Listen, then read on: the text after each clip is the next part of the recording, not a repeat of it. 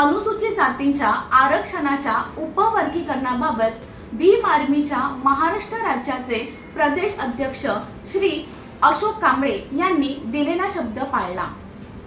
आज मंत्रालयात जाऊन त्यांनी महाराष्ट्र राज्याचे मुख्य सचिव तसेच सामाजिक न्याय विभागाचे प्रधान सचिव श्री हर्षदीप कांबळे यांना भेट दिली। यावेळेस अनुसूचित जातीच्या आरक्षणाच्या उपवर्गीकरणाचा विरोध त्यांनी नोंदवला व यासोबतच आनंद बदल समितीचा अहवाल हा सार्वजनिकरित्या जाहीर करावा अशी मागणी केली। आनंद बदल समितीचा अहवाल जर सार्वजनिकरित्या जाहीर झाला नाही तर भीम आर्मीचे कार्यकर्ते महाराष्ट्रभर आंदोलन करण्यास मागे पुढे पाहणार नाही असा इशाराही त्यांनी यावेळेस दिला।